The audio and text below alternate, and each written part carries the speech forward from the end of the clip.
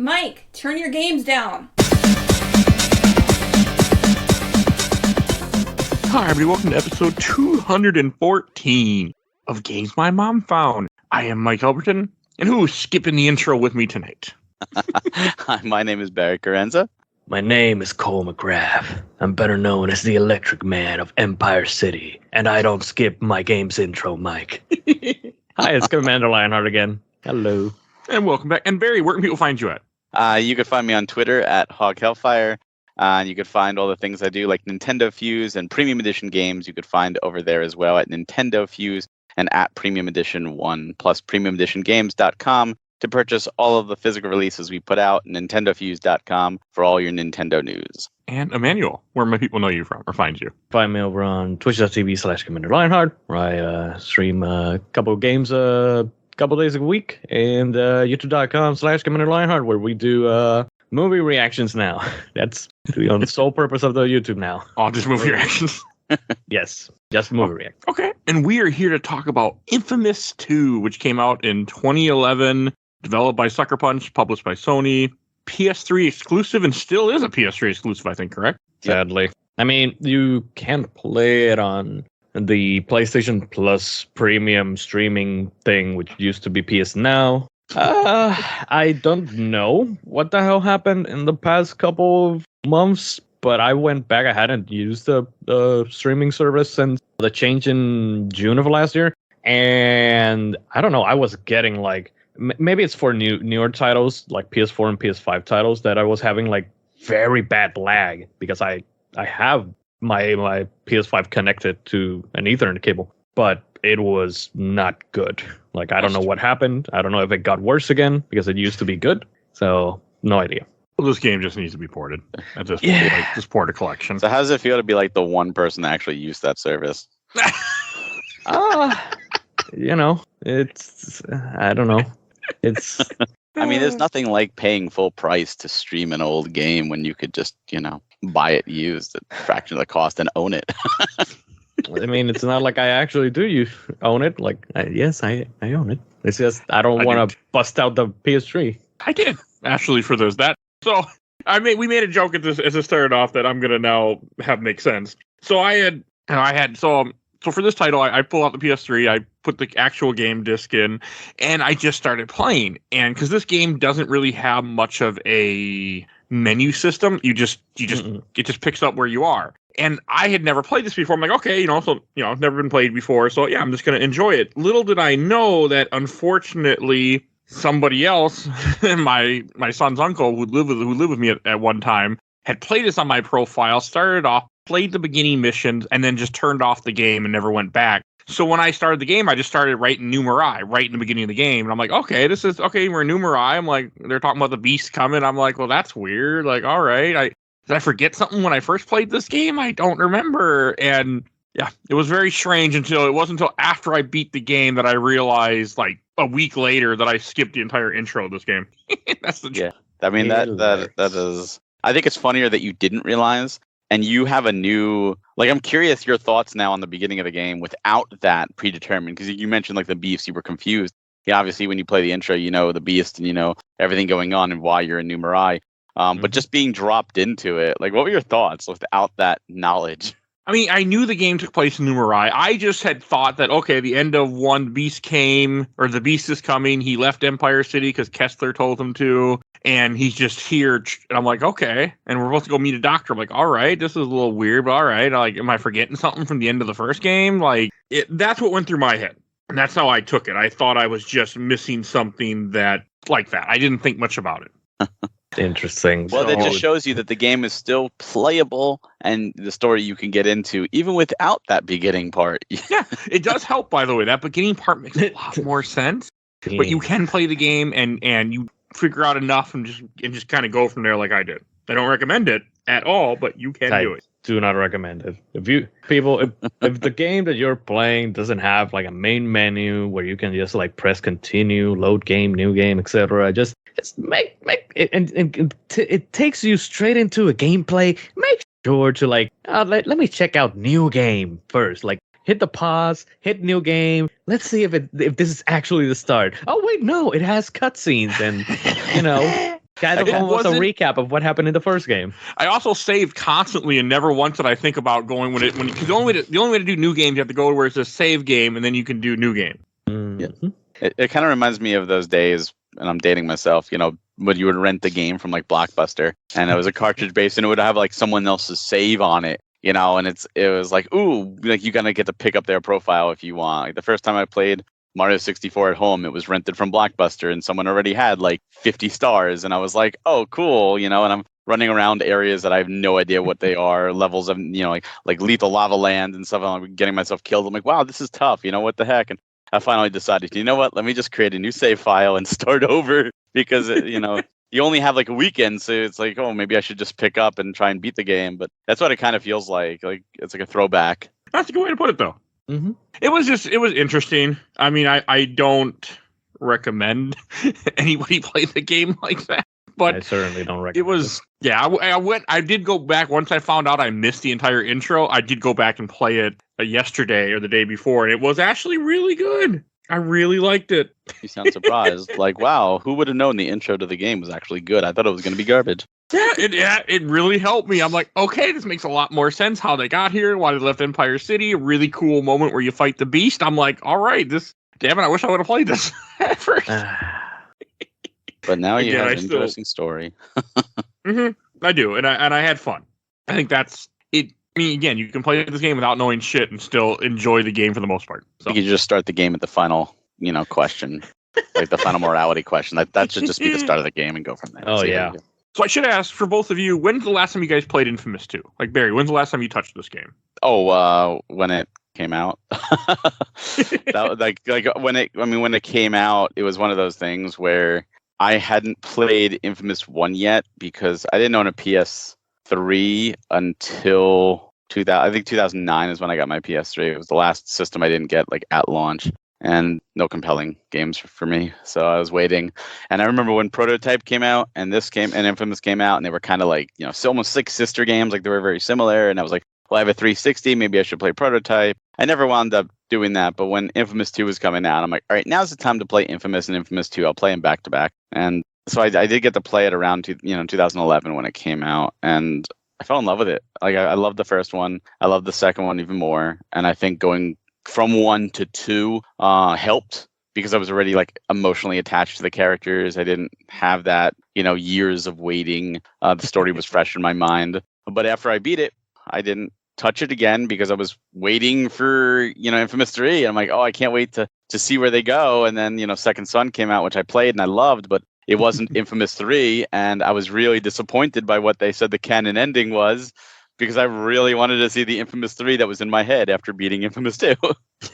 I can get that. And Emanuel. I'm pretty sure that same. I think that I hadn't played it since launch either. Like unlike Barry, I actually did play the first one. Like I owned the PS3, not at launch, but very close to it. And Infamous was one of the games that Infamous 1 I have played like a bunch of times. Like it was one of the only games that I had back then, so I like replayed it over and over. Infamous 2 I was very excited to get, and yeah, I bought it, played it, beat it, platinum it, and didn't go back to it. I was actually in the hopes that, hey, maybe we can get a remaster or something on PS4, and yeah, that would be nice. I don't know why we don't have a remaster of this. Like, if it's I PS3, like, why lock things in the PS3? Like, there's not a whole lot of games I think still locked to the PS3, but there's a decent amount that shouldn't. There's a decent amount of games still locked to the PS3. It's not something I think about a lot, I guess. So you have to realize Sony is kind of crappy when it comes to bringing games over. I mean, they'll remake Last of Us, which doesn't need a remake, and they're remaking Horizon, which doesn't need a remake. No, it doesn't. But they'll port God of War 3 from the PS3 to the PS4 just as a quick and dirty port without bringing over 1 and 2 and at least making a nice trilogy package, which would have made sense. But no, they'll be as cheap and as easy, and they don't really care. And that's why Infamous is stuck there. The perfect time to bring Infamous 1 and 2 over would have been at launch with Second Son, and just been like, Second Son is a launch title. hey, we're going to bring over 1 and 2, or right after that, hey, you played Second Son, did you miss the first 2? You didn't have a PS3. Well, here's your chance. Here's 1 and 2. They could have done things like that, but they didn't. Yeah, I remember when there were, before the Insomniac Spider-Man game came out, there were rumors that there was going to be an Infamous collection coming to PS4, like a port or remaster or whatever. And that before it was revealed that Insomniac was the one working on Spider-Man, that supposedly Sucker Punch was the one working on that game, because it made sense at the time, because they had already done superhero games with the Infamous games, so it made sense. But hey, that never came to anything, and Sucker Punch has expressed that they are not working on any Infamous, and there is no studio working on any Infamous. So yeah, it's a sad day to be a Cole McGrath fan. Yeah. I played the first one back in the day, or not that, but at some point when I got a PS3, and I bought this one at a pawn store, I think, but never got around to it. But yeah, so that's my history. I've been tempted to play this for a while. I think I might even own 2 copies of this. I might have bought a collection. There was a PS3 collection that had the DLC on it too, and I might have bought that, but I don't really remember. Yeah, that's the one that I have. I have the Infamous collection with 1, 2, and it came with the voucher code for Festival of Blood. Yeah, what sucks is it's a voucher code, and I hate that. It's not really. Yeah, I know. It's kind of the same thing with like Ratchet & Clank Quest for Booty. Although that one did get a physical release on Europe, but not here in America. And PS3 is not back or region locked. It's our region free. It's kind of the same thing with First Light. First Light got a physical release in Europe, but not here. But at least the PS4 is region free, so I imported the physical just so I would have it as a physical. Yeah, I've thought about getting it actually, because I love Infamous, and I'm like, I want to have it, and it sucks that it's a European exclusive, but at least it's in English and playable on your PS4. So yeah, that's so weird. It's like Sony does a lot of there's a lot of Sony first party games on the PS4 that only have either European or Asian English releases, and their first party IP. Like Fat Princess has one, Patapon, and these are like first party Sony owned properties, and they just don't even bring them over here physically at all. And it's like, what the heck? Weird. I guess that's the only way to. Journey came out on PS4, but we never got the Journey collection here physically. In America, it's locked to PS3, but there's an Asian English and I believe European as well physical for Journey. Yeah, that's definitely a European Journey, and you can play it on your PS4, but not in America, not the US version. That just makes no sense to me. Yeah. Okay. Oh, and for those that don't know, Infamous is an open world. The idea is that you're supposed to be a superhero that's not a Marvel or DC superhero. The idea. This is a direct continuation of the first game where Cole got his powers. He did all his shit in Empire City, and then you get chased by a giant monster, and you go to essentially New Orleans and Louisiana, essentially. Hey, Mike. Funny enough, or ironic enough, there are a set of tie-in comics in between Infamous 1 and 2, and they were published by DC Comics. So that is kind of cool. It's I actually have one. I have the first issue because it came with the Infamous 2 Hero Edition, which is the collector's edition. I do read comics quite often right now. I'm on TMT. I'm on a TMT kick, but I have no interest in. I do not. I read them when the game was coming out. It was interesting because it's kind of the same with Batman with the Arkham games, because there were like tie-in comics in between Arkham Asylum and Arkham City that covered them. Yeah, but unlike that one, this one you don't really get any like meaningful stuff that happens. Like maybe that, what was her name, Moya from the first game, that she's not here and it's because something happens in the comics. I don't remember. I didn't. Moya. I don't even know who Moya is. The agent that sent you. Yes, that said John was her husband, but really wasn't. Yep. Okay, I remember nothing from the first game. We played it back in May of 2021. I think it's episode 112. If you want to go hear that, go listen to that. But I remember. I can't believe that it's been almost 2 years. Time flies when you're having fun. What the hell is time at this point? I don't remember anything about this one. But no, so this game, so I kind of came into it and I was like, okay, and then I just kind of started messing around with it. But one thing I do got to say is the missions aren't as it kind of learned like what it did wrong in my opinion, what it did wrong in the first game, where you don't have as many missions that just feel like, copycats of the same mission over and over again. They all felt, I mean, there are some, like there's one stalking mission, there's like a couple of go find this picture, but there weren't a ton of those. Like it wasn't nearly as repetitive as the first game. Yeah. Yeah, in the first game, you definitely felt like they just copy and pasted some missions, but in different areas and different enemy types and stuff like that. But yeah, here at least they try to make it a little bit more diverse, even if some of the core story missions are like, oh, hey, I got a new power. Let me test it out. Oh, mission complete. Yeah, sweet. I didn't mind. I'm like, okay.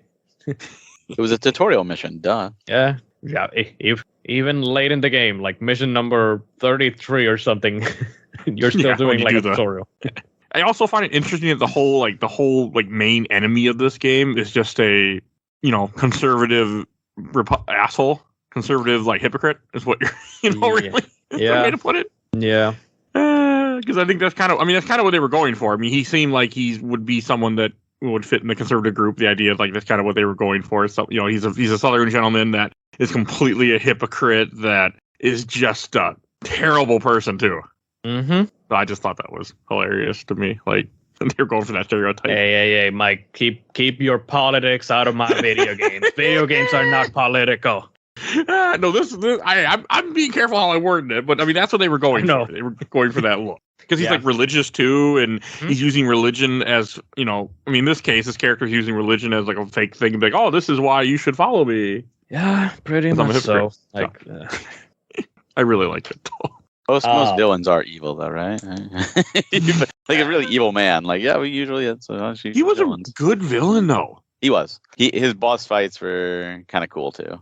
They were interesting. The first time that I played the game, it did take me aback that there weren't that many actual boss fights, significant. The first game, it was structured in a way that you're in this area of the city and it's gated off, and the only way to move forward with the story and to the next island was to fight this boss at the end of the island. And it was also structured more like that, where the islands were almost like levels. And while there is different areas in Infamous 2, it's not. I feel like the areas are a little more connected than the disconnection of the islands. They don't feel as much like levels, so to speak, just districts.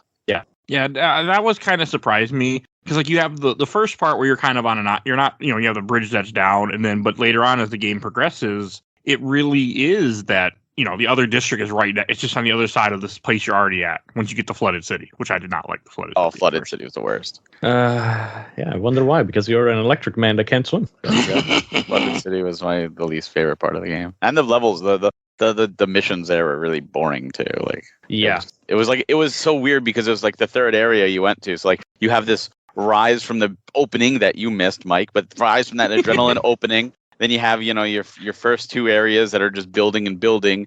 Then you immediately get thrown into the Flooded City, and it's the momentum of the story just grinds to a halt. And you're in the really crappy area, and then it finishes strong. But it was did we really need it? I understood where they were going with it. I understood now you have more of a challenge because you're an electric man and everything is flooded. But at the same time, it was I feel like they could have cut that entire thing out, and the game would have flowed better. Storyline wise. Yeah, I had the same problem back when I played it at launch, and I still have the same problem with it, which is that whole area. It almost felt in a way that when you fought Bertrand, back when I played it for the first time, I thought that when you fought Bertrand first fight, I almost thought that was the end. And then, I guess that we're just this is almost like a side adventure, and then Infamous 3, then we'll actually fight the beast. But no, it's the game continues. Okay, sure. Then I don't like Flooded. Because it really makes you think Bertrand is going to be the final boss and the big bad, because the beast is coming, but the beast isn't really even referenced, other than you I know you talked about in the chat beforehand, you get these ads on TV the beast and this and that, but he's really not around. No, for most of the game until near the end. I have a big problem with that, by the way.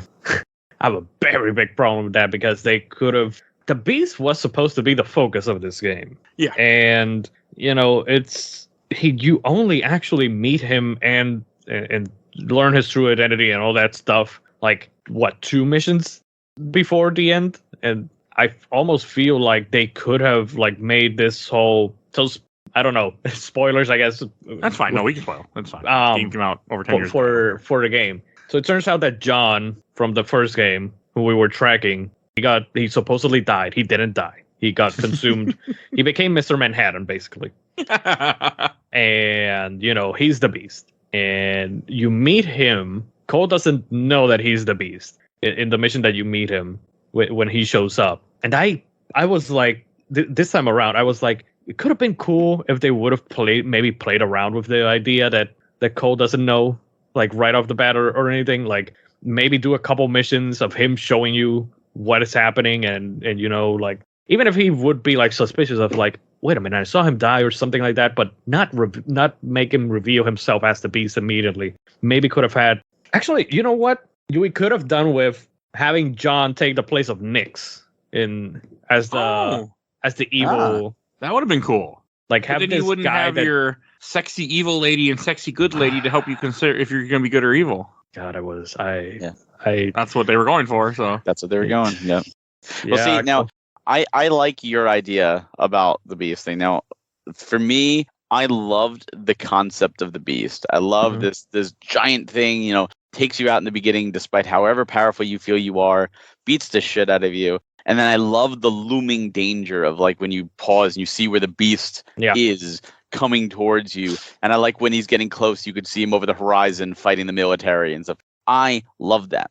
What I didn't love is the fact that everybody that lives there in the town doesn't feel like there's a danger. Like there's a political thing going on with Bertrand and all this other stuff. Like, I'm sorry. If I knew, Dr. Manhattan was heading towards my area, I would be getting the hell out of there. Like, I wouldn't be living life day to day like, oh, maybe they'll stop him in Virginia. Like, no, I'm going to get out of its path, or at least packed up and watching its path. And once I realized it was coming towards me, panicking. But everyone's going day to day like it's a normal city, like there's nothing happening. In reality, if that was really happening, if New York was destroyed by a giant Dr. Manhattan and he was heading down, the East Coast towards New Orleans, like everybody on the East Coast would be getting the hell out of there. Everybody would be flocking west, and the military would be called in all over. The world's military would be called in over trying to stop this threat. And I felt like he was a threat in the beginning when he needed to, when he destroyed Empire City, and he was a threat at the end when he needed to. And the whole other time he was just kind of a MacGuffin in the background to kind of spook you, but otherwise you could have eliminated him and it was just like any other open world superhero style game. Yeah, you gotta remember that they treat him like he's some kind of hurricane and not like this big nuclear threat that they're too busy focusing on Bertrand and this whole thing, because both Nyx and Kuon, your two allies that have to do all the good and evil missions in this game, they're both affected. They're both created because of Bertrand, essentially. Bertrand's the one who's creating the mutants, you find out, that are also attacking. Like, he's the one that's in charge of the militia that is like your main enemy for a good chunk of this game. Like, it's weird that there's so much focus on Bertrand and not the Beast. Like, that when you look at it through that perspective, it's kind of disappointing considering all the build up that we had from the first game of the Beast is coming. Or was it the first game? The Beast came, killed Kessler's family. Kessler wasn't strong enough; he kept running. So his whole idea was, I'm going to jumpstart myself, so I have power sooner, so I can then fight better. Yeah, but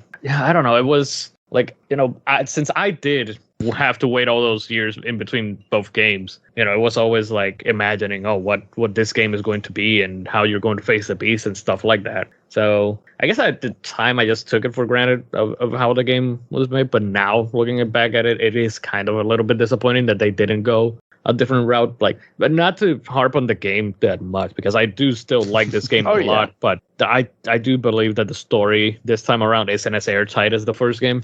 Well, I think that's why the opening was the way it was. For like, again, I played them back to back, but for those waiting, it was like, finally getting to do the Beast, and you do it, and it kicks your ass, and it's kind of like, oh crap, what do I do now? And I love that. I love that concept, and I got to get stronger, and the build up for the Beast was great. I just felt like I was dealing with that internally, and as a person as well as Cole. and the people that around me were kind of dealing around that, like Zeke, but everybody else was not. I mean, there was even scenes of like Zeke and Cole, on the couch drinking a beer and just kicking their feet up. Like, what? I like that. I like it too. I like it but not when there's Dr. Manhattan coming to kick your ass. Like, maybe we should use this time a little more wisely to prepare or something. I don't know. Yeah, it's weird. It's like two different tones at times. Like, I understand why they do it because they don't want to be completely somber and all that. But yeah, I don't know. I don't know how to feel about Bertrand. Like, I like it, but at the same time, it took away too much from the Beast. Like, again, the Beast should have been introduced way earlier. I was expecting also more from the Beast than what you get. Yes. Oh yeah. That is the big problem with this game. There's just way too little of it. And to put you a time get a little paradox, bit more interaction with the evil route, but it's not significantly much. Okay, I should ask, because so this game has a lot of different missions where you can choose to be good or evil. There's different things that will come up in this game, like you can stop muggings to be good, to be evil, you can kill musicians that are playing, you can kill protesters. Yes. So how did you guys all play? I played good, because that's just me. For me, I figure I'm a good person in real life, so when I have these choices, I'm gonna be the asshole. Okay. So when I did the first game and the second game, I did them both, evil, just to see. Kind of like it's kind of like when you play Grand Theft Auto for the first time, like, oh, I could put in a tank code and drive around the city like blowing shit up, like cool. You're not really going to do that in reality, but it's like it's fun as a sandbox. So that's what I played it. Well, yeah. I played it more as a sandbox and just had fun. And I wanted to see, because especially the first game, I just think we remember like people like throwing things at me on the street and booing me. Like, I'm like, that's really cool. Like they added that level of immersion. Like, I didn't expect that. So I was like, I want to see what they do this time. So yeah, I played evil throughout everything. And second time through, I went through is good. It's kind of like what I do with like Mass Effect. I played my non-official canon playthrough as evil just to be a jackass. And then I go back and play it like, all right, this is my canon save file trying to transfer over as a good person. So I really enjoyed doing the evil route, just seeing what you do. And again, that the evil ending is still my canon ending. I don't care. I wanted this 3 to pick up off that evil ending. I thought that would have been fantastic. Just to lead a group of conduits and just, go into town and just having fun. And instead they're like, nope, the good ending is the canon, and the little tease we did was just that, a tease. Nothing came of it. And enjoy a new protagonist now. So the reason why the good ending is the canon one is because according to them, everybody finished the game in the good ending. So hey, I guess that's the one. I guess that's the canon one now. Which sucks because the other one is such a more interesting. I didn't look up the evil ending. I was going to, but then I didn't. I forgot. So, I just beat this good, and then. But what is the evil ending? It's so good. Like you siphon with the beast and you destroy the city. You become like evil. And you get all the other conduits because you didn't kill them all like you do in the good ending. So you have them all with you, and you're like the leader of a team, like leading like the X-Men, and you're on your quest to continue and go and just do whatever the hell you want. And it's like awesome because like think about that premise, like going to other cities just as like this leader of this power based team, and like there was so much that could have been done with that. And Cole would have been alive. It could have been interesting if Cole would have been like, I know that this would have been like maybe taking a page from Resistance, but if he would have been like the big bad of Infamous 3, like you could have still played as I forget what the hell his name is because I really didn't care that much for the characters of Second Son. Yeah, I only remember Fetch because she has the better game in First Light. Yeah, I played that. That's a good game. But I forget what his name is. Anyways, protagonist dude from Second Son would have been interesting to like have it be like the bad ending, and him having like a morality question of like, should I join Cole McGrath and his pack of evildoers or stop him and be a good guy? Cool. Like Delson was his name, by the way. Delson. Yes. Like almost imagine like that scenario of like an X-Men situation, like you said, of like, oh, Cole McGrath is like Magneto and and you'd have actual boss fight. with different Yeah. powers. Yeah, yes. Like, that's what it felt like it would've was been leading to. amazing. But Because this Yeah. game didn't have enough, like I know we kind of mentioned, I mean, you really don't have any boss fights. You just kind of fight the same. You have big monsters that you fight. You have a big ice monster. You have a big parasitic monster that you fight multiple times that will just kind of come in as the game comes on. Like, you have 2 different Colossus type creatures, which are annoying as hell to fight, by the way. And then you have that. Oh, go on. The ice militia that we hadn't mentioned yet that you fight like in the second half of the game and Titans. into the third. I don't like them. Yeah, I don't think they were designed to be like. No, Yeah. I mean, they were just not fun. I mean, they were not fun to fight at all because they ran away too much and it would annoy me. I'm like, get back here and fight. But yeah, that's something that they absolutely could have done. I think it would have made a larger impact because you're thinking about the time period. 2011, this came out. The MCU was still in its infancy, but was ramping up. Right? We have Yeah, because Avengers. is 2012. 2012. Yeah, so we really were ramping up. And by the time Second Son came out, here we are. Superheroes are hot. We could do something with the team. We could really, have that kind of, and it could even be like Mega Man style, where and then Delson does kind of do that in Second Son with the multiple powers. yeah, but it could have been done that with all of Cole's team that he puts together. As you take them out one by one, you gain their powers, and it could have just been phenomenal.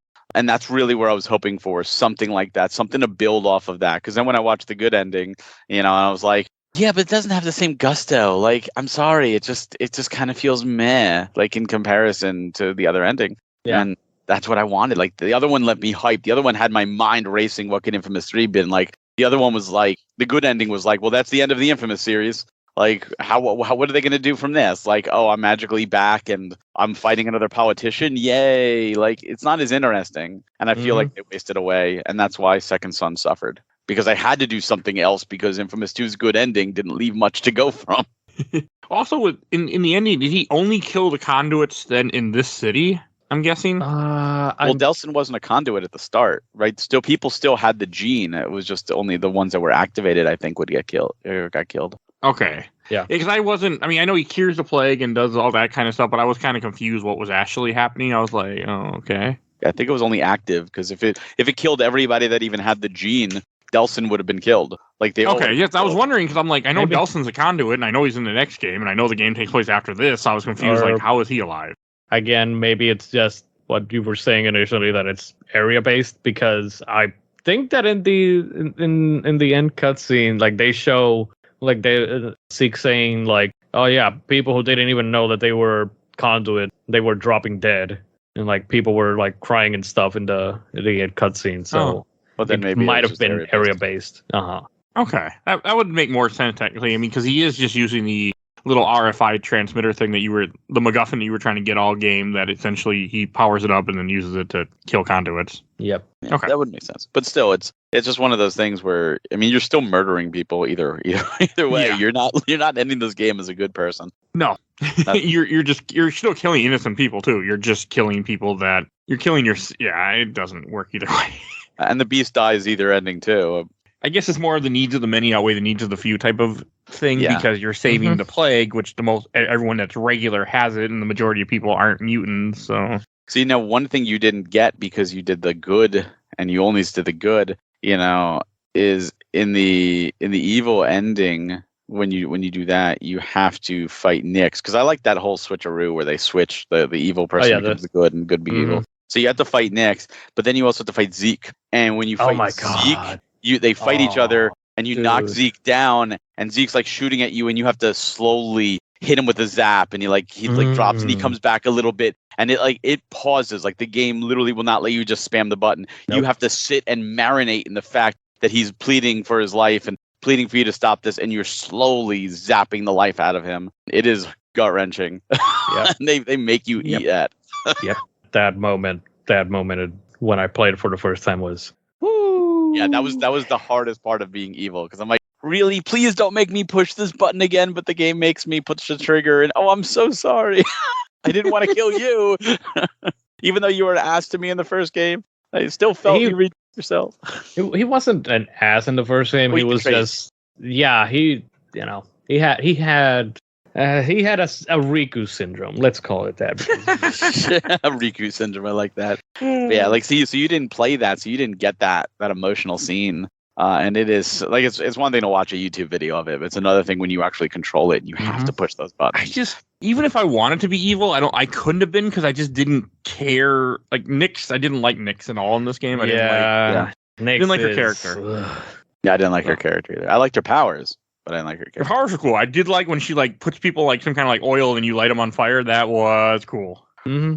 I don't know. I mean, that's another thing that kind of surprised me with this game. Because as the game progresses, you have the part where, well, near the end, where I guess depending on if you're good or evil, depends on who you fight. Like, you go good the whole game, and all of a sudden you got to fight Kuan because she sides with the beast. Yep. I thought that was weird, that's where the game went. I liked that they did that. Like, they showed that it's not just good and evil. Like, people, the world isn't black and white, right? It's gray. Yeah, no, it was cool. It was just weird to me. I was like, I was not expecting What's weird to me is that you even get a choice. I feel like if you're playing the whole good route, you should be locked into the good. And if you play the evil route, you should be locked into the evil. It's not like you kind of are, but you can change karma if you want to mess around. But yeah, I know. But I agree with you. That shouldn't be an option. It shouldn't even be an option. It should just be like, you know what? I'm playing evil. You've made your decision. You're going with it. You own it. And same with good. And I think that would make the whole you have to fight the other person that much more gravitas because you don't even have a say in it. Yeah. It's because if you're good the whole time and you're siding with Kua and you're like, or Kua, and you're like, oh yeah, I really like you. I like you. I want to be, oh, now you're switching to evil. You know what?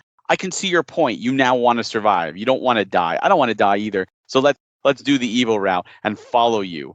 I feel if you didn't get that choice and suddenly now Nyx, the person who you didn't like, you're like, I don't like the character. Now suddenly you're siding with Nyx and now Kuo's mad at you. You're like, wait, hold on, wait, can we talk about that? And you don't get a choice.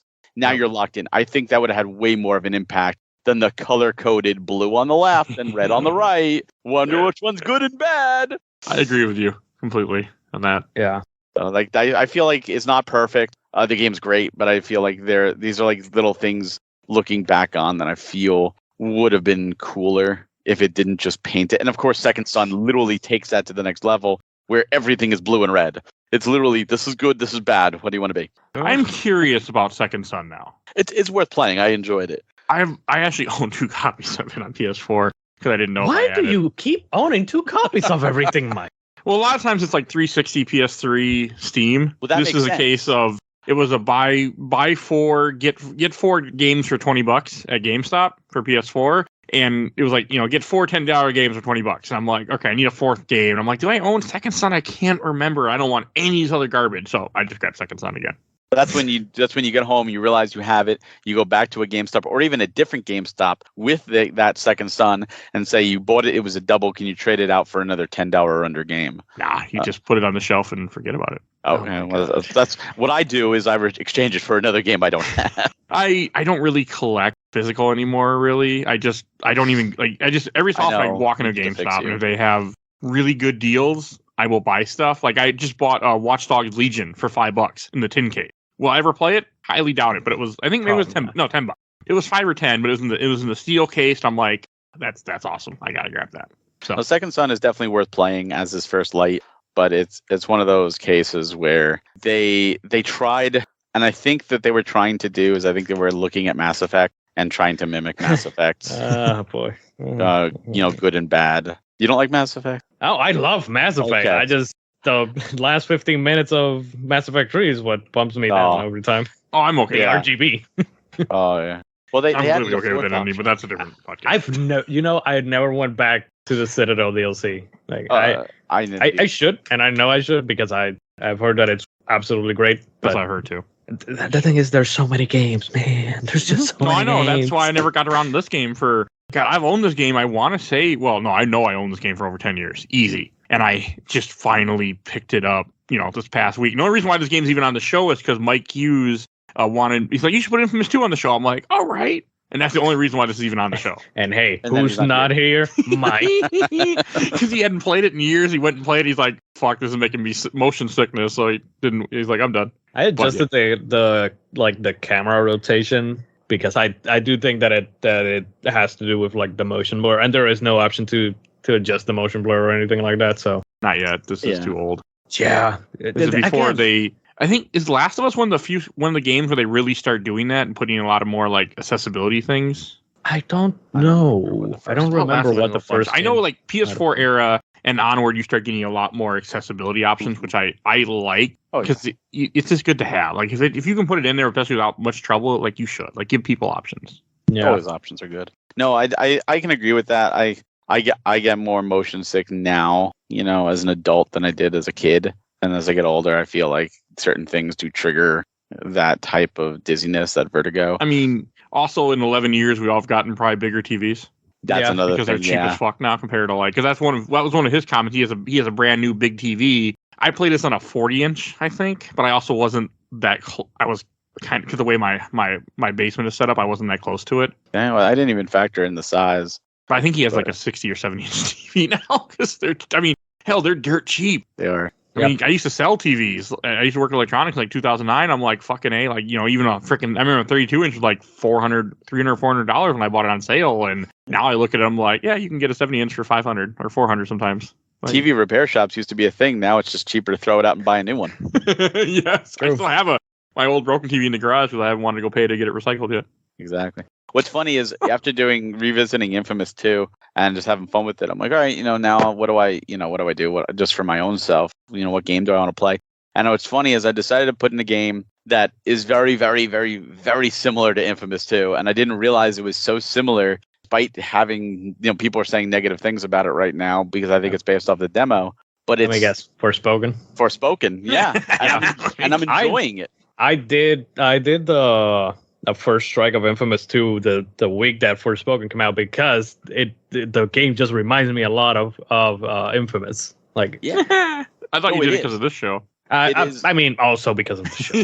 That's what I thought when I was like, Two oh. birds with one lightning zap. Yeah. You know? Oh, hey, Yeah, I'm glad. Anytime you can take, people can take advantage of, something that they're already doing for me and use it for their own, like, I'm happy. Like, I'm glad that worked out. Hey, I'm also glad that I got you guys to replay this game after all these years. Yeah. Oh, that was good. But what's funny is I went from one to another, and it's interesting because a lot of people are saying, "Oh, Forspoken, blah blah blah." And honestly, I'm having fun with it. It's the world is huge. The movement reminds me a lot of Cole. I mean, you're not zipping on lines, but you're zipping almost on the ground, and it has the same. Your starting purple magic as it is the same lightning style, but it's rocks. But it's the same. It's the same mechanic of throwing. Like the controls feel exactly the same. It's got RPG element. It's to me, I think it's far better than people are making it seem. I know some people don't like the dialogue. I love the dialogue, honestly. And I know some people are like, oh, it's cringe, but like they make a lot of jokes about like New York, and being that I'm from right outside New York, I get it. Like it's more like, all right, maybe if you're never been to this area, you don't understand, but like I get it. Like it's like almost like an inside jokes. But yeah, and it very much. I'll have to try it sometimes. I mean, it'll be years before I ever even play it, but I'm curious though now. The demo does not do it justice. The main game is actually way better than the demo. Just Okay. Yeah, I played the demo and I wasn't that impressed with it, but I will eventually play it. You know how like in Second Son and even in Infamous 2, you get like a different set of powers, and you do that like Mega Man style in this too. You start with like purple magic, and then you beat like the first boss, and you get her red magic. So now you have fire. And like each of the bosses gives you a different move set of magic that you learn and different traversal abilities to make things easier. And it very much reminds me of Infamous in that regards. Just think more instead of like a city state, you're like in a barren wasteland and a desolate area with more medieval houses and stuff. But yeah, it's Infamous was definitely used in the blueprints of building this game. Okay, and then one thing you guys brought up that I want to mention now is you do get different powers in this game. You start off with just electric power, but depending if you go good or evil, you get ice or fire powers. But at least for ice, you didn't really get much. You got an ice shield, you got an ice boost, and I think that maybe one other thing I didn't use. I mean, do you need anything else, honestly? I mean, I wanted to shoot ice beams at people. That could have been cool. But, I mean, I was fighting like ice people, freezing. so I mean, might have not worked. You get the well ice to use grenade. Yeah, same power against but them. like a beam that you. Yeah, I want an ice beam. With that sound effect, it had to have that exact sound effect. Yes, it needed to have the. I don't know. It was just that was one thing that came to my head. I was thinking like, okay, but no, I mean the boost was fine. I did enjoy the boost once I got the hang of it. I used the ice launch all the time. I very Same. rarely used like the lightning hook to move around. I got it near the end of the game and I was done. Oh, but I do want to say this open world. So I don't play a lot of open world games for this show because they're open world games. And this show I play game every week, and I don't know what it was. I don't know if I was having fun with this game or I just couldn't stop playing because throughout this game, what I did is I did almost every single side mission. Well, I did every one that popped up. I only missed one side mission that I knew of, which was you had to go and find a box, and I just could not find the box for the life of me, so I said fuck it and just left. But for other than that, I did as much as I could, and like I had to click all the little boxes off in my head. Like I had to do all these missions, and that's an open world. That's what I mean. I don't normally do that though. Like normally for this show, I can like if I have to be, I can be very focused. I can just blow through a game, get it done in a week, and move on. But for some reason, this game, I mean, I did get it done in time. I mean, I beat this game over a week ago from the time we recorded this, but I just couldn't stop. I was having fun. I think it's also even though some side missions were a fucking bitch. I think it's that almost like completionist nature inside of all of us, where it's like you see something and it's like, ooh, squirrel. Let me go get that. Let me go take care of that. Because I think I have the same thing, even in games where I'm like, you know what, I'm done. I'm just gonna A to B, and on my way to B, I look to the left, and I'm like, oh, well, there's something I could do quickly. Oh, and there's something else I could do quickly, and suddenly A to B, which should have been a quick 10-minute playthrough, it's now 2 hours and I still haven't gotten to B because I just kept finding other things. And it's like, that's open world. That's the open world design. It's just always do little things. So I'm glad you enjoyed it though. I think it's been a while too since I played an open world game because I'm just starting now to put some on the show because the average open world game I can play if I can play on my Steam Deck, well, I'll have no problem doing missions here and there. Like that'll be freaking easy. I'm waiting to pick up my wife, play a mission. I'm waiting for this, play a mission. Like it'll be real easy with that. Just wait till like Tears of the Kingdom comes out, and then everyone's gonna be lost for 300 hours. I still gotta beat Breath of the Wild one. Oh my god! I still gotta play Breath of the Wild past. Yeah, I need to play Breath of the Wild at some point. So I think that the difference though with the infamous open world and these other examples that we're saying like Breath of the Wild and stuff like that is that it is a very contained area and it's a very contained story and it's a very small game and like it doesn't overbloat. Like that's the problem. I keep getting with a lot of open world games. Like I really like Horizon Forbidden West, but goddamn, was it too big? Yes. Like I didn't like, and I have other problems with Horizon, and I'm not gonna get to it right now because I like the game. I just don't think that it's like that great. But back in these days, it seems like these open worlds were. Oh, we could now call them more open areas instead because they aren't that big, that huge, overbloated with stuff to do. Like back in my day. Well, the other thing with this open world for me that kept me going is when I finish an area by doing a side mission, you cut down on the amount of enemies that are in that area. So as I'm traversing through the game, there's less enemies that are going to confront me. So it made me feel better to want me to do these missions too. That was a big part of it. Oh, yeah, for sure. I wanted to get rid of people, so I didn't have to deal with enemies all the time, because enemies are annoying. It's funny you mentioned Horizon, because the first game I did mostly everything, including the DLC, and I loved it. And the second game, while I did enjoy it, there was a part where I realized I had like 2 or 3 missions left of the game, and I opened the map, and there was still like a third of the map I had never explored, and there was a bunch of other side stuff there, and I'm like, you know what? I'm not going to come back to this game really after I beat it. So going and doing all that extra stuff is just going to waste time. I'd rather move on to something else. And I just beat the game with missing a third of the map. And I didn't care.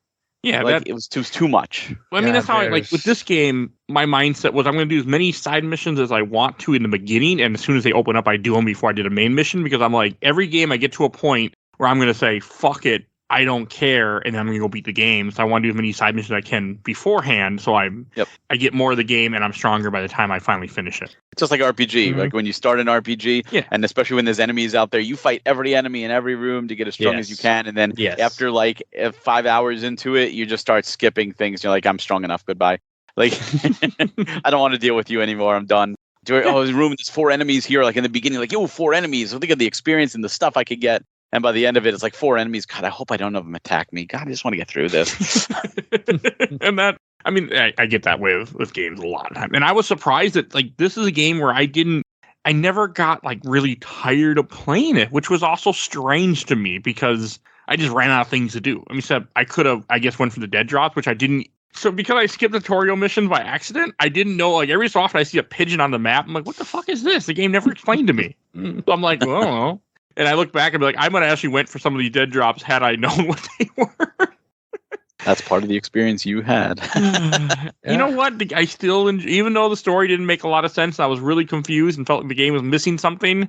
I still had a decent enough time with the game because of the gameplay. And also, this game, it's been like, almost 2 years, almost exactly 2 years since we played Infamous 1 for the show. Infamous 1, you were much more like, you could take less hits, right? Like, you got killed real easy from what I remember, if you didn't cover. Yeah, 1 was very much a cover game. Okay, because this game, I didn't cover. Like, I started to cover because I had, like, the vague memory of I can die if I don't cover. Then I realized I won't die as easily. So I didn't cover almost ever. I just stood out and ran and shoot. Yeah, I mean, you do get, like, a power-up later where each shot that you deal to an enemy recuperates, like, energy and stuff to you. So, I don't know. There were moments where I did die even on easy. Like, there because of things that happened, like, a lot. Usually it was because I was, doing the parkour thing in like an area and there was like water down. So if an enemy hit me, I would just like, whoop, drop down to water and just immediately die because it was like. Yeah, water does kill you pretty good in this game. Yes, it definitely does. It was interesting too that they changed how the power worked, like your normal shot worked, because in the first game it was a little sap. In this one, it's more like electric balls that you're shooting, like electric pellets. But you can't switch. I did like that. I did like the ability to be able to like hold down. Was it the left button? I forget. It's been over a week since I played the game. Like the left button to like hold it, and then you press whichever attack or whatever to switch between the different loadouts that you had. I really appreciated that. I really like that. I don't know what game that would remind me of, though. So this might have been a me problem. So I want to ask. This might have been my controller. I'm pretty sure. When I was playing through this game, oftentimes I would open that menu where you can switch powers. Like it would just hit it by accident, and I'm assuming that was my controller just being funky because it's over 15 years old. Yeah, I didn't really have that problem. Okay, so I was like, it was annoying as hell, and I do have another controller, but I was too lazy to look for it and hook it up. I just went with what I had. You can hook up a PS4 or PS5 controller to a PS3, by the way. Oh, okay. I actually have 2 PS3 controllers. I bought it so I could play Lego games with my wife. I cannot go back to either the PS4 or PS3 controllers after the PS5 after the DualSense. I just it feels very wrong and it feels very small. So no.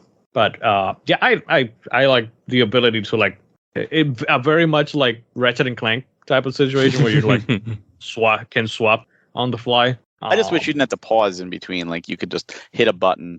Like that's something like now playing for Spoken, for example, to switch powers, you push left or right on the D-pad. So you're in the middle of a fight using your flame sword and you switch and now suddenly you're throwing rocks and there's no pause. You're just instantaneous back and forth between your different skill sets. Mm-hmm. And I like that. I like that just the fluidity of it all. I feel like, especially with some of your traversal abilities in Infamous being locked to your powers, like Firebird that I use because I went evil, and then the zip line, like the electric line, I swap between the two, and it was more annoying. Like I'd just rather just have all that available to me at a touch of a button. Yeah, no, I agree with you. They should have found a way to like do one little button press where you just switch easier if you want to, and not locked into it. You got to go into a menu, but maybe they couldn't. I don't know. I mean, they probably just didn't think about it, but I mean, the gameplay was pretty good in this game. I mean, you get experience, you do missions, you get to buy new powers and stuff, and upgrade your powers, and you have to do little challenges to get new powers sometimes, like shoot a rocket back, which I never did, by the way. I just could never get that move off. I would get hit by the RPG. It was weird because in the first game it was way easier to pull off sending rockets back with the shockwave thing. Like I don't know why in this game it was so hard. Like to throw back a goddamn missile at someone. When in the first game you would just like throw them willy-nilly back at people when you use the shockwave thing. Okay, so I'm glad it wasn't just me again. And also because I skipped the tutorial when you fight the Ravager enemies, which you fight a lot in this game. I had to look up online how to kill them because they were just they're like the bigger monster, not the giant ones. You have to grenade them. I didn't know I could do grenades. I'm like, well, the game never told me I had either grenade or use levitate, like use telekinesis. I didn't know you could levitate cars and throw them at people until I watched a speedrun after I beat this game a week later. So yeah, I have a problem with that ability because I really like it because obviously it's telekinesis. Like, come on, but I don't know. It's not utilized to its full extent in this game. Like it almost feels like an afterthought to me because I used it, but again, it takes up that space of the traversal. Yeah, and that's why I didn't. Once I got the ice power, I just used the ice power all the time because I traverse a lot. I mean, this game also had no fast travel from area to area, but traversing wasn't bad. Like the city didn't feel too gigantic where I'm like I'm upset that I have to fly around. Yeah, it didn't bother me. So that was a nice. I was okay with that fact. I wasn't sure if I was going to be okay with it, but I ended up being like, this is fine. Mm-hmm. All right. Anything else that we've missed that we should mention? We talked about the mutants, the militia, Icemen. Yeah, we mentioned. I guess we mentioned Quo, who is your like agent friend. I thought she was from the first game. No, she just pops up here in this game. But like, she's introduced in the beginning that Mike missed. I missed completely. Yeah. Yeah. Oh, yeah. Right. Mike did miss that. It really is. Again, the game is very weird when you don't see all that stuff. And you're what the hell? Of course. I don't recommend that. I do not recommend you do what I did. No, nobody. Absolutely nobody. Still can't believe it. I mean, that's the first. Out of all the games I played for the show, that's the first time I've ever done that bullshit. It will also be the last because you'll make sure you're playing a new game in all future games. You will go into menu. Again, it's one of those things where it's like, my gaming stuff is very, like, I don't have the best memory, but I know exactly what games I played or what games I ever started up. You know, and I know I've never put this game in the PS3 before. I had forgotten or didn't realize. Well, I had forgotten that my son's uncle had played the game, and I was under the idea that he would use his profile he had on my PS3, not my profile, but he didn't give a shit. He's like, fuck it, I don't care. I'll just play on his profile because he was lazy, and this guy was lazy. So I was just like, I was pissed off because it occurred to me at the end. I'm like, so that's what happened. That's why I missed this, because he played it, didn't like it, turned it off, but wasn't far enough in the game that I would have realized, like, wait a second. Like, had I had more powers, had there been, stuff on the map already opened up, I would have realized something was up. You're in the middle of a mission. What? Why am I starting? Something. If he would have like played through farther in the game, where he would have had like maybe some more powers, or if it would have been like the map would have had some side missions done, I would have been like, okay, I get it. Like, yeah, this has already been played, but there was nothing. He got to the very end of the evil playthrough, and after making that decision, decided I'm done and never finished it. So you boot up the game and you're playing alongside Mr. Beast destroying the city. Like, wow, this is a change of pace. I didn't expect this to be the opening of the game. See, I might have picked it up on then. Like, that might have been enough to be like, wait a second. But no, it was just because he was just right when you get into Mirai. And the way that this game is like that, you could, if you're apparently don't pay enough attention, you could think, okay, that's how the game starts. Boy, that feels disconnected. How did I get from Empire City to New Mirai? Like, wow, this feels very disjointed. Oh, well, maybe there's a tie-in something. I'm glad that you two haven't mentioned the name of the city in like almost an hour, because it would have drove me crazy. New Mirai. Oh. New Mirai. Like, I let it slip the first couple times at the start, but I was over here like, please don't say it again. Please don't say it again. But also to bring up what Emanuel had said, like Barry had said, I think, where the people aren't that worried, but you think, okay, maybe they don't know about it because the militia won't let anybody leave. The militia is sitting on lockdown, but at the same time, you have TV recordings you constantly see that are talking, the beast is traveling. Wouldn't that scare the fuck out of you? Like, yeah.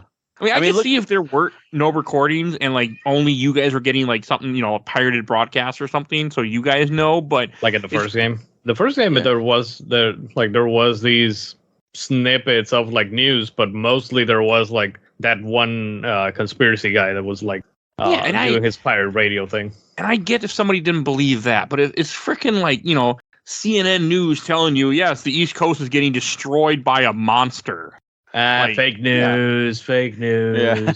I completely believe that now, that people would think that. So you look at something like the movie Cloverfield, if you've ever seen that. Good movie. Where I love it. But you see like everyone in New York is like panicking, they're all running because of what's really happening, and the rest of the world is watching and the rest of the world is reacting. I think that's how it would be. Now, I don't think people would be instantly panicked in the street. Like if something were happening in New Orleans, let's say, for example, like obviously like when Hurricane Katrina came in, we weren't like, oh my God, let's pack up, let's go. Like we're more watching it.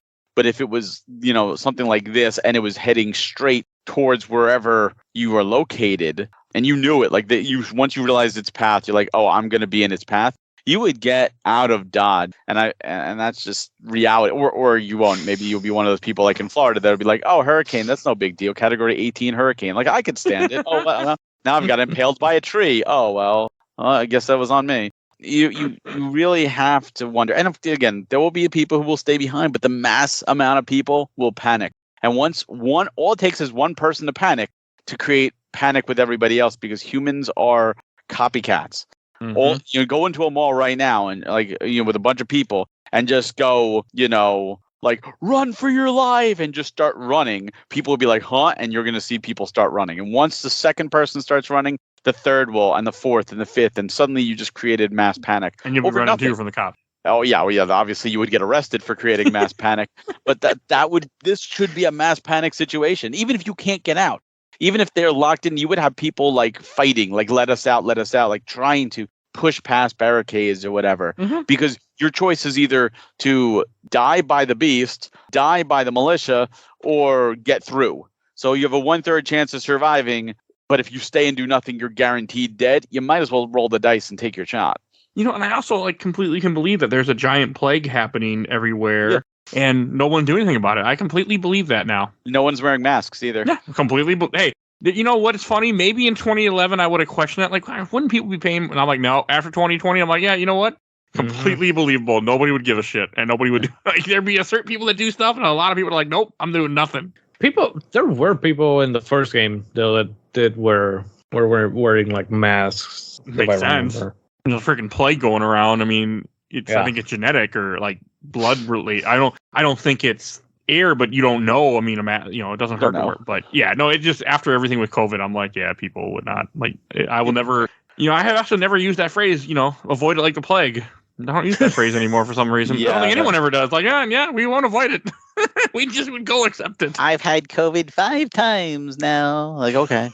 You definitely have not avoided it. I think I had it once, and it was, I tested negative when but I was fucking sick. I had it once. I have not gotten any positives or anything, but I have sometimes felt like, this kind of feels abnormal what I'm feeling right now. Yeah, no, it was bad. I remember I was at work still, and I was just because I kept testing negative, so I'm like, okay, I'll go to work, but they're like, you need to go home. I'm like, I just couldn't. I was just sitting in my office, just feeling like shit. Well, you could have something else besides it.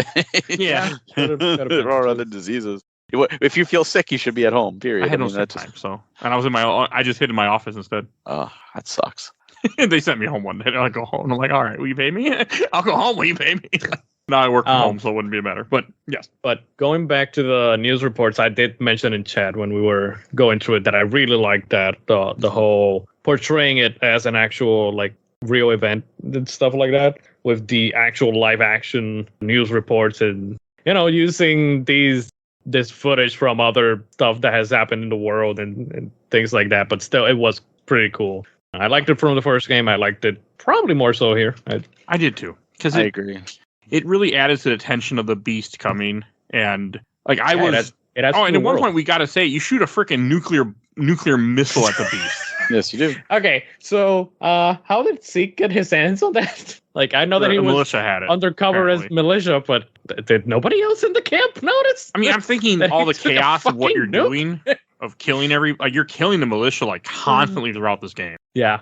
So my guess is, my guess is that just, Bertrand's kind of missing at that point too. If I remember correctly. Hey, it's funny, by the way, that at the end after you kill Bertrand and you're doing the good ending, the militia dudes are like, yeah, go get him, demon. They're actually encouraging you and rooting for you to go kill the beast, and I'm like, you goddamn hypocrite son of a bitch. As I said at the top of the episode. Yeah. Bertrand is a huge. That's what they were going for, that stereotype of a hypocrite. It is it's a very. It fits. You have people everywhere, but it fits like that. That's what they were going for. That guy, oh, God is with us. God is. These people are outcasts and freaks. I'm one of them, but you don't need to know that. God chose me. No, God didn't choose you. Yeah. Wherever God there is, He didn't choose you. You chose yourself, asshole. That's just. And I liked it. I really like Bertrand a lot. Yeah, I could say more. I mean, I liked him as a villain. I didn't agree with anything, but I like the fact that you're trying to kill him because he was someone I wanted to kill. He was someone I need to stop this guy. And which is, it's the markings of a good villain, the ones that you really hate because of, Yeah, because of their belief. I mean, everything with him, and the militia, they were a good enemy. I enjoyed fighting the militia in this game. Like, I'm like, okay, I'll take these fuckers down, and they weren't that hard. I mean, they could kill you, but they weren't that bad. Like the Icemen that just jumped around everywhere and annoyed the hell out of me. Or the stupid bloater enemy things the ones that had like the green head that blow up. Yeah, I hated those. The mutants they're not a lot. I mean, I guess one of my complaints throughout this game was that it didn't have 3 factions, but I guess the mutants count as a faction essentially. But I wanted like 3 distinct factions like you have in in the first game. Yeah, it's weird. It's like I don't know. I don't know. It was definitely like weird as shit to like. I mean, it makes sense to have these types of enemies, but also we were going from like actual like humans that had powers to like these demon-looking beasts that technically were human, but they are just like super deformed, like creatures from Dead Space or something like that. Now, yeah, like these those I forget what do they call them? Are they demons or something? I don't remember. For what in the first game? No, in this game, I don't remember what they were called. Yeah, because it's the Icemen, the militia, and then there's them. I think mutants. I think like those enemy designs are very like I've never played Dead Space, but that's what they just because Dead Space remake just recently came out too. Like they just reminded me a lot of like Dead Space enemies for some reason. Like they look like that.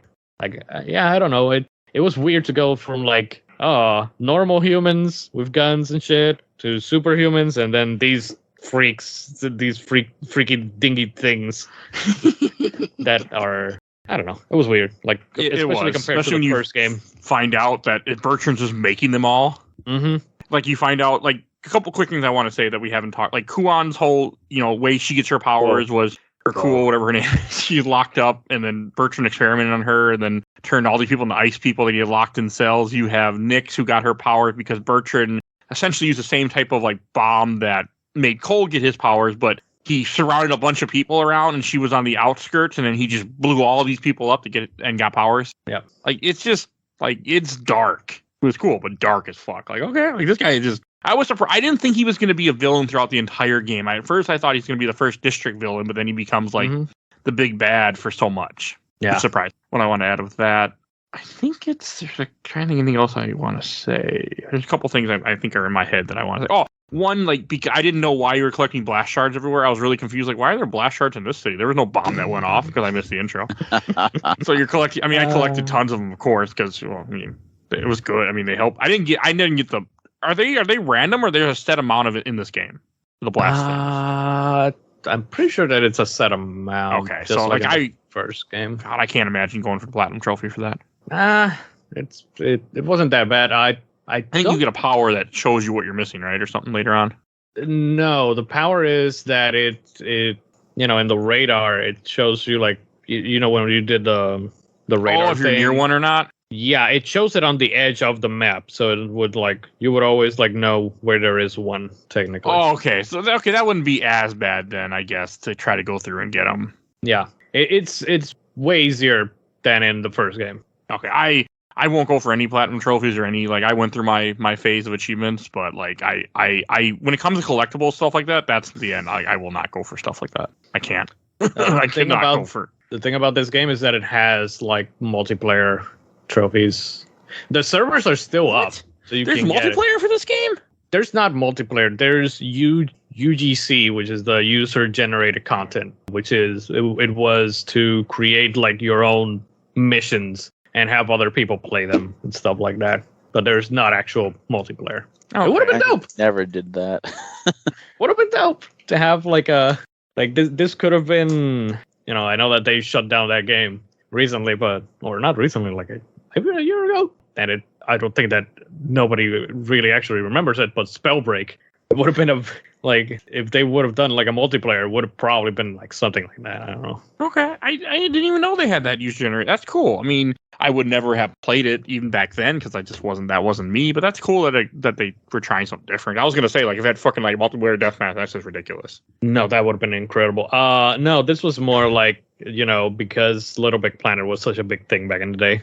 Oh yeah, they were like never played that. I've tried playing it. It doesn't interest me. I own it. I own both of them, I think. It doesn't interest me either. I played Sackboy and Platinum reluctantly, but I really wanted to like Sackboy. I just couldn't. Sackboy's okay-ish. It's not bad, but Hey, at least now I can say I played another PS3 exclusive that's been on my list for years. So, yeah. Now, if only we could get to Ratchet and Clank Up Your Arsenal, so that then we can do Deadlocked, so that then we can do the future games. well, they're still deadlocked. Yeah. Deadlock.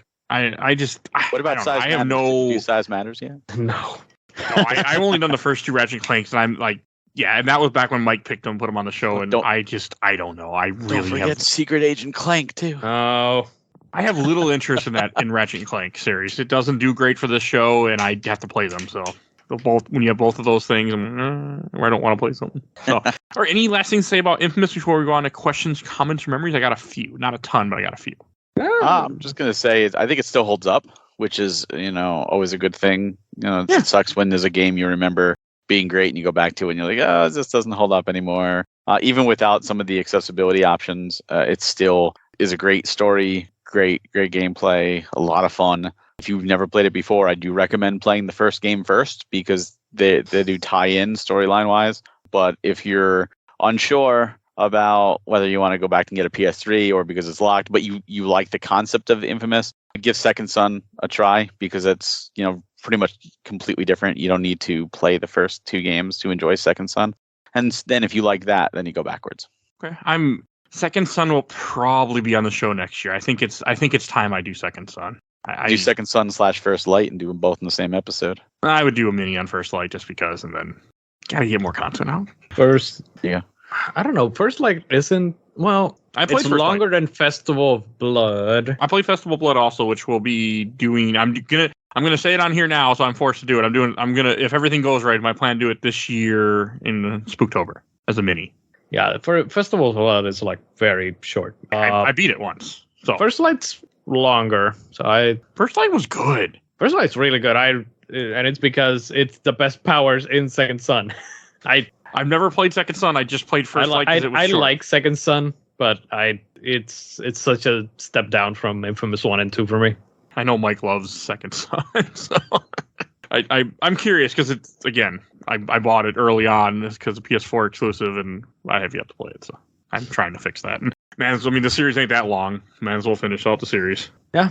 3 games and 2 minis essentially. Okay, and then we'll go to questions first group from the Giant Bomb group. I got one from Sahir Merchant. I binged it over a weekend. I can't play like that anymore, but really fond memories of this one. The evil ending fucked me up. And he had the platinum trophy too. He posted a picture of. Oh, yeah. And from the official Laser Time community, I got a few. From John Silverman, this series and prototype represented this trend of open world superhero games, and I wish they kept those up. I have some slim hope for that new Square Enix game everyone was trashing because it seemed like a similar gameplay to Infamous. Yes, it is. I thought that was funny. From Chris Lichos, great game. The first had a more comic book vibe to me, but the second improved on so much in terms of gameplay. PS3 games were fantastic, but I always felt like Second Son was a step down. Still waiting for a 1 and 2 remaster bundle. Yeah. Same. Yep. I am now. Especially now that I know it's not really playable on PS4 that well because of the way it plays, I guess. You can try, but That's just, I also tried to emulate this first too, and my PC did not like it. No, Infamous 2 is like one of the more notorious games to emulate. Like I played the whole thing emulated, by the way, and I had like a lot of crashes. Like I didn't mention it back in the chat after the first crash, but I had a couple more after that. Like it is very rough. That's what I saw too. Like when I looked up on the communities, like for stuff for emulation, they're like, yeah, this game is really hard to emulate because it's just so demanding on the PS3. And also like Metal Gear Solid 4 is another game that is super demanding to emulate too. Though both Ratchet and Clank future games are also like very bad too. Like they work, but there are a lot of I tried emulating Tools of Destruction, testing it out and stuff like that, and it constantly crashes a lot of times, and it's like, yeah, there's something about the PS3, why we don't get like ports and shit, and it's because of the stupid architecture. But I did find out you can emulate Demon Souls on a Steam Deck. So at some point, I'm going to emulate Demon Souls. I really want to play it, and I want to cheat like a bastard. So it's going to happen. You could play the PS5 remake. But I can't cheat on that, nor do I have a PS5. Nor do I want to. I actually don't even care about a PS5. To be honest, like if I buy any other system, I want to buy a better PC.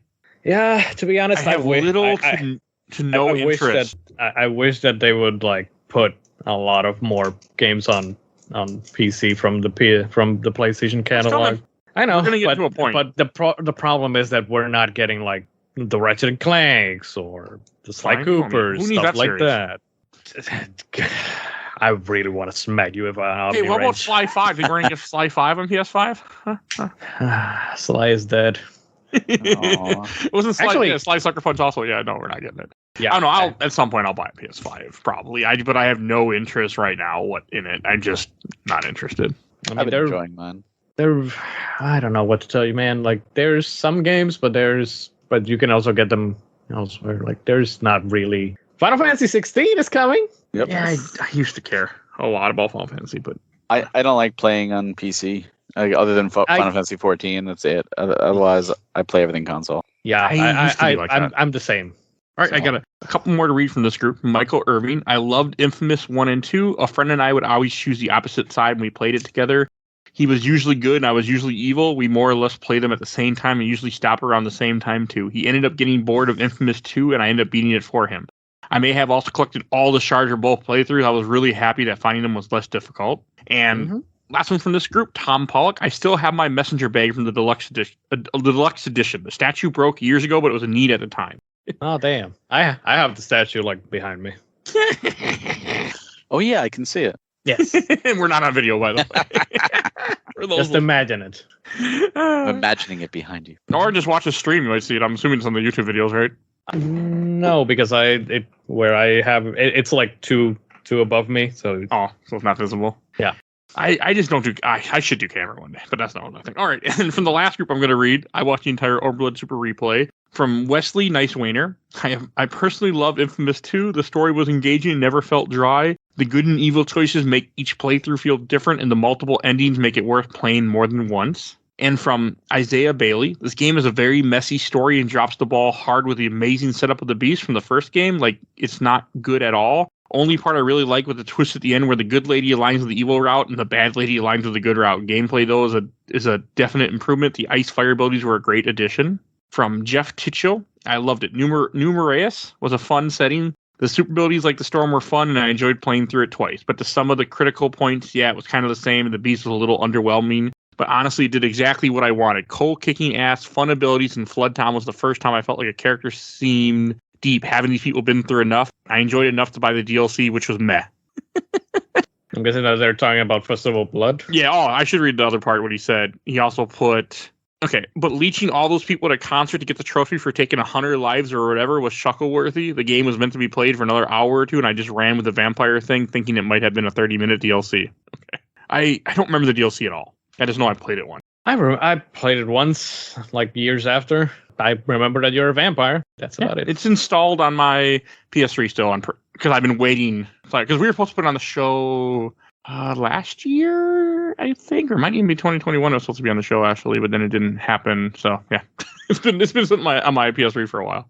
All right, got a couple more from Autumn Seaver. I didn't like it as much as the first. Not sure why, but something didn't jive with me the same way. That said, it was still great, except Cole's redesign. That just seemed like a dumb move, and I'm glad they backpedaled at least slightly from the GI cover version. Oh yeah, we did not. I don't talk remember about this. That. We did not talk about that. No, we should. So what they wanted to do for the sequel was to give him.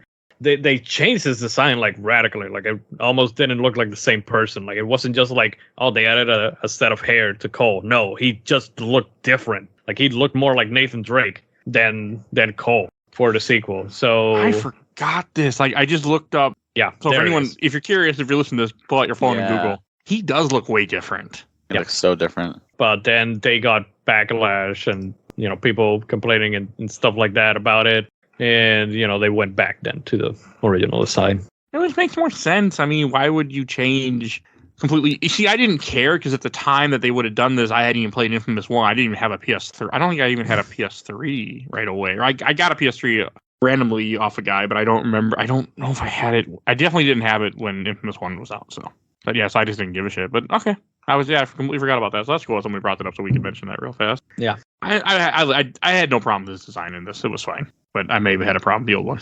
I mean, it's to me, it's the same problem that I have with the Spider-Man change. No, that bothered me. when I played Miles Morales earlier this year, that bothered me. Mm-hmm. I don't like him. He looks too young. I don't know why they mess with perfection, but okay. Sony. See, that didn't bother me because I didn't play the original Spider-Man, so I played remastered as the first one. And then when I look back now, it's like then the original one looks weird to me because I'm used to the new one. So yeah, and we're the opposite because we played the original one, and I don't know. To me that original Spider-Man was basically my definitive Spider-Man. Honestly, like he was like an amalgamation of all three, of like Toby, of Andrew, and Tom, and I just really loved that design. And then they made him Babyface Parker. Babyface Parker. Now he looks younger than Miles, and that is the problem. It's supposed to be more like what Tom Holland, right? Yeah, I think I didn't care for it. It bothered me too. Okay, I got just a couple more to read from Carl James Klein. This may be the first game that I did a black hat playthrough in. My first playthrough was a light side. It was satisfying enough, but the dark playthrough really choked me up. The fact you have to take down your best friend of 2 games, Zeke, was an absolute gut punch. I still remember it. There's some device that could take down the big monster, and Cole is there to destroy it, and Zeke, in all his powerlessness, says, I have to try, knowing he's fighting a losing battle. I did not expect something so heavy from an action game. Mm-hmm. Oh, yeah. And from Matt Eisenhower, I loved it. It was like they took all the good from Infamous 1 and really perfected it. The traversal options were always good, and you could easily zip across the city without losing speed or momentum. I loved using the ice launch to fling myself up, glide a little, and then land on a wire so I could speed down the street. I never used the hook, by the way, when I played. I just didn't care for it. Oh, that's another thing we hadn't mentioned that just reminded me. So in Infamous 1, it was a lot harder to climb, right? I don't remember. Yes, it was. Okay. Yeah. It was easier this time. It was like super fucking easy, this game. They also added like the electricity sippy do lines to like sip you up. Yeah. Okay, I knew those were probably new, but yeah. Okay, I feel like I remember when we played Infamous 1, like climbing was a bitch sometimes to get up stuff. You really had to look around and find hooks and find a spot to jump. And okay, because this game was just hit X repeatedly and you'll just climb right up. Yep. Okay. I've also never played Prototype 1 or 2 either. I've never played them either. I haven't either. Okay. I was going to ask you guys if they were much like it, but it's that whole thing of like, you either play Infamous or you either play Prototype. There's no in between. I own them. Multiple versions of Prototype, but I wanted to play it. It looks good, but I just never played it. Yeah, I had Prototype 2 and never played it. So I have multiple copies of Prototype 1 and 2, so what? You know what? Again, I collected 360. I collected PS3.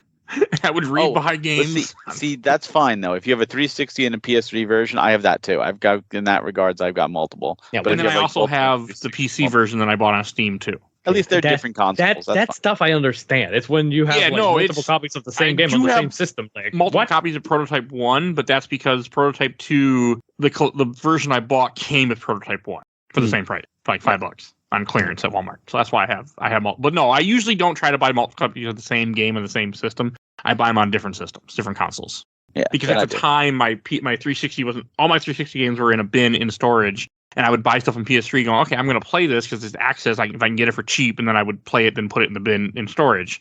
And then that didn't happen. I just thought, I could never keep up with myself. All right, last comment from Brian. I have lots of thoughts on this game. While I really love the game, I hate that the black character is the one associated with evil choices and the Asian one is associated with good choices. I feel like it plays in the stereotypes. The game plays better than its predecessor, in my opinion. I absolutely loved how you could combine your powers with Nix or Cool. The game story didn't really hit for me the same way the first game did, but I think that it had more fun with this one because of how it played. Also, the twist of Bertrand having a race fear and being a conduit was an amazing plot point. See, yeah, he's not wrong. That whole thing with the good and evil characters, I feel like that's a lose-lose situation, and I feel people are making it into something that it's really not. Like, I didn't notice that personally, but if they were both white, it would say, oh, well, both white, so what? No diversity.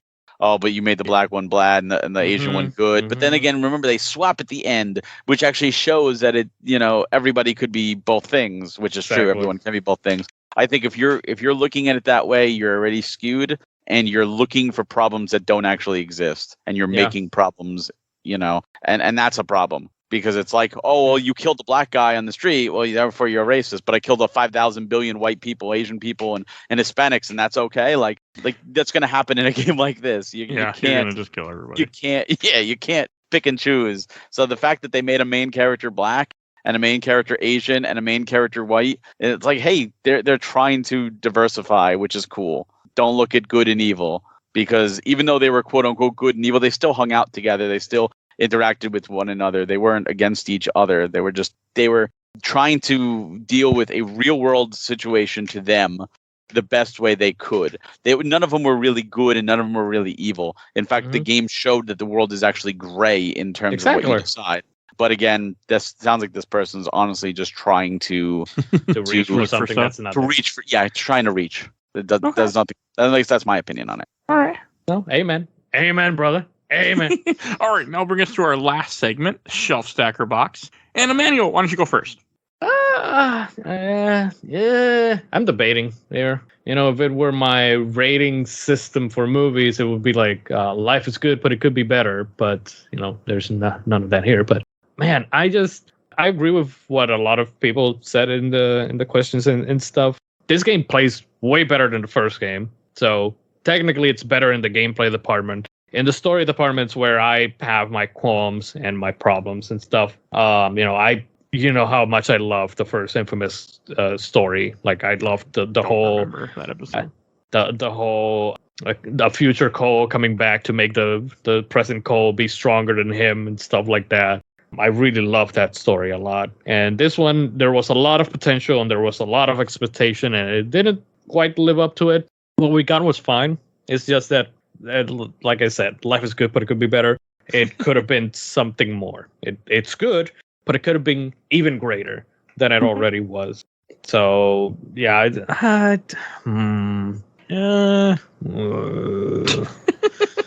This one's hard. This was the first game here that I'm having like, what do I give it? Because I know that maybe. I mean, I've only played Infamous Second Son once, but going off of that, we'll see how that changes when we actually play it. But for that one, I have a feeling that I might stack it. And I think that this game is better than that game. I know that Michael Hughes is gonna disagree hard. Oh yes. But yeah, I'll put it in the shelf reluctantly. Oh, okay. Let's say a reluctant. Not what I expected. Okay. Let's say I'll put it in the shelf reluctantly. Like I have it in the Infamous collection, which has Infamous 1 and 2. So I'll just pretend that it's just Infamous 1, and I will put that in the shelf. Okay. Oh, what about you, Barry? I mean, I think this game is great. It does have its problems, of course. That's what we've talked about this entire episode.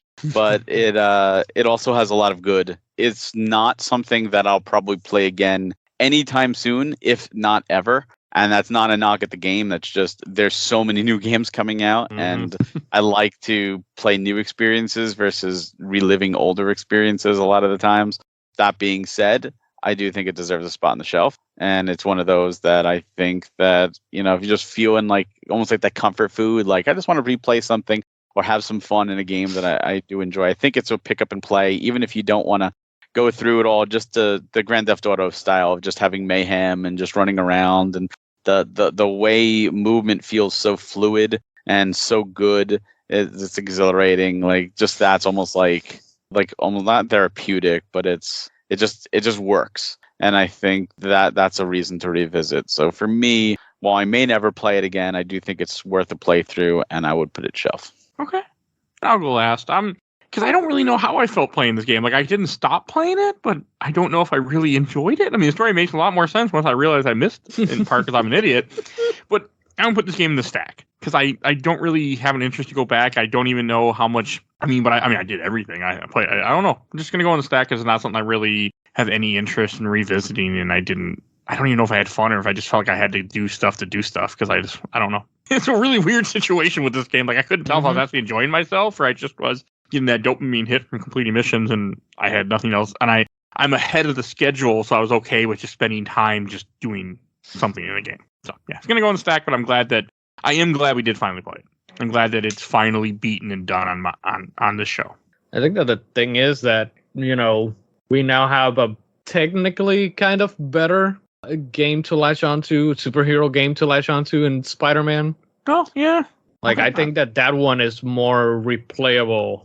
Yeah, because now, going back to newer game than this. Because it is more modern. It's more not more polished, but more up to the standards of today's landscape and all that. And I do think that, because how our games are made now, which are a little bit, I feel like in the future, it'll be like a bigger jump of like people. If people were to play the Infamous games and were like, why does this play like this and stuff like that, as compared to Spider-Man, where I think that people would probably still enjoy it in the future because of how it controls smoothly and all of that and how it's been perfected. Like, this was a good, like, stepping stone so that Spider-Man could. Well, don't worry. If Sony has its way, apparently nobody will play this game because they won't record it. Good God.